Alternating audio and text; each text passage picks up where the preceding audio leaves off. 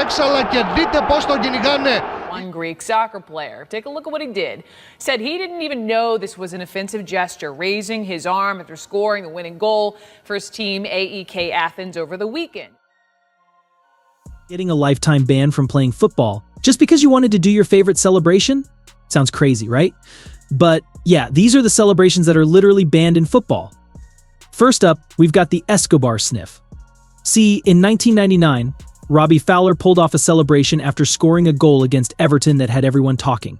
Instead of the usual fist pumps or backflips, he went for something controversial. He runs to the sidelines and starts pretending to snort the touchline. Damn! He was poking fun at some totally untrue rumors about him being into drugs. Classic Robbie, right? Well, his club wasn't amused and slapped him with a PS 60,000 fine. He was already under investigation by the FA for an ongoing dispute with Nicolas and was handed a 6-match ban for both incidents. Looks like Robbie learned his lesson. Or maybe not. But Paolo di Canio didn't.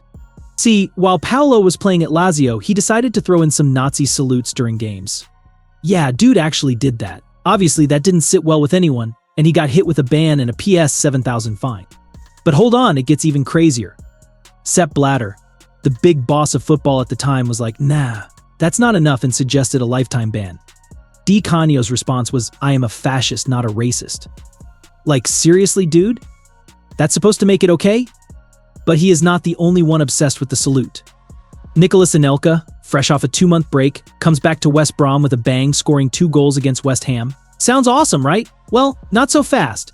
Instead of just doing a victory dance or something normal, he decides to bust out this weird gesture called the Quenelle. Now, this gesture was made famous by his comedian pal Dudon, but here's the kicker. It's basically like an upside-down Nazi salute with some seriously anti-Semitic vibes. The Football Association wasn't having any of it. They slapped him with an PS 80,000 fine and a 5-match ban. But Gareth Bale got banned for 12 games for doing this banned celebration. See, it was 2019, and Gareth was tearing it up for Real Madrid against their arch-rivals Atletico Madrid. And guess what? He was about to hit a major milestone in his career, so he got this special celebration all planned out. But here's where things go south. Instead of just doing a normal celebration, Bale decides to pull off this move called the sleeve cutter now. You might think, hey, what's the big deal? Well, it's a huge deal. This move basically screams, up yours to the opposing fans. Needless to say, the football authorities weren't impressed. Bale got hit with a whopping 12-game suspension for disrespecting the fans like that. But this player got his whole team banned for a celebration. So Vinicius and his squad, Flamengo, were squaring off against Botafogo. This wasn't your ordinary match. Nah, it was a big deal because if Flamengo had come out on top, they would have punched their ticket to the Guanabara Cup final. No pressure, right? But when the 94th minute came, Vinicius decided it was time to settle the score once and for all. He had been sitting on this taunt for a decade, ever since 2008, when Botafogo's players were crying their eyes out after a tough loss, blaming everyone but themselves. So Vinicius saw his chance and went for it. He was straight up trolling the entire Botafogo squad and their fans. Now, scoring from that far out deserved a wild celebration, right? Well, Botafogo didn't see it that way. They got all petty and banned Vinicius and his crew from ever stepping foot in their stadium again, just because Vinicius didn't say sorry. But Key Kamara's celebration is one that you don't see for free. See, MLS New England Revolution was facing off against the Montreal Impact, and they were leading 2-0. Then, out of the blue, Kamara scored his 21st goal of the season. But here's where things got spicy. Instead of just doing a regular celebration, Kamara decided to bust out some twerking moves behind the touchline.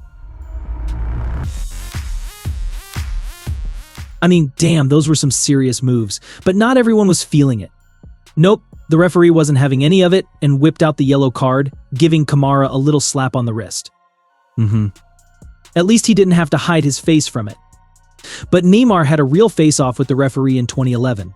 So, it was a group stage match between Santos and Colorado, and Neymar was still trying to make a name for himself. Throughout the first half, Santos was dominating, and Neymar was not about to let them lose their grip.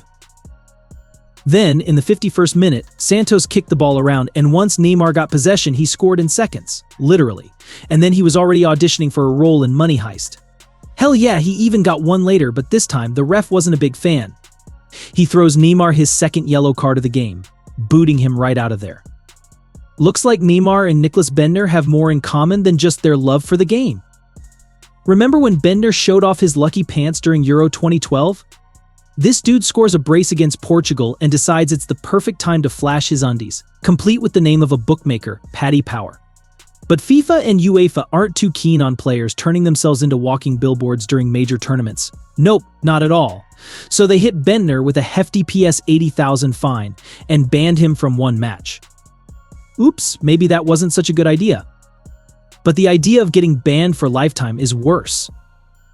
Back in 2013, Giorgos Kataides really took celebrations to a whole new level, didn't he? See, it was 2013 and Giorgos was playing for AEK Athens against Viria. The game was tied 1-1 and tensions were running high. Both teams were desperately pushing for that last-minute win. Then, out of nowhere, Giorgos scored a goal. You'd think it was time for a victory dance or a high five, right? But nope, not Giorgos. Instead, he decided to bust out a salute that sparked a worldwide controversy. Greece's Football Federation wasn't about to let this slide. Nope, not at all. They saw that salute and said, "Nah, not on our watch," so they dropped the hammer and banned Giorgos from the national team for life. Talk about a celebration gone horribly wrong. After the match, the former captain of the Greek under-19 team took to Twitter to explain his actions. "I am not a fascist, and I would not have done it if I had known what it means," he wrote. Craig Crawford, I'm going to let you have the first bite of this one. I mean, he says he didn't know what the salute signifies. Let's just take him at his word for now. Should he be banned for life? Is that too harsh? Not harsh enough? Well, I think he ought to be banned for bad body art, but not necessarily what he did here. And if he didn't know, I don't know how he doesn't know. I guess they don't have History Channel in Greece where you see Hitler all day, every day. But not knowing what that meant is strange to me. He said he was pointing to someone in the crowd. I think you usually point with your finger, not a Nazi salute. But is it really possible for young people in Europe today not to know the meaning of such gestures? That's cap, dude. But Ronaldo's celebration was the one you only see in WWE. See, back in 2019, Ronaldo and Juventus found themselves in a tough spot during the Champions League round of 16. In the first leg, Juventus suffered a 2-0 defeat against Atletico Madrid. To overcome such a deficit, Juventus needed nothing short of a miracle. But if anyone could pull it off, it was Ronaldo.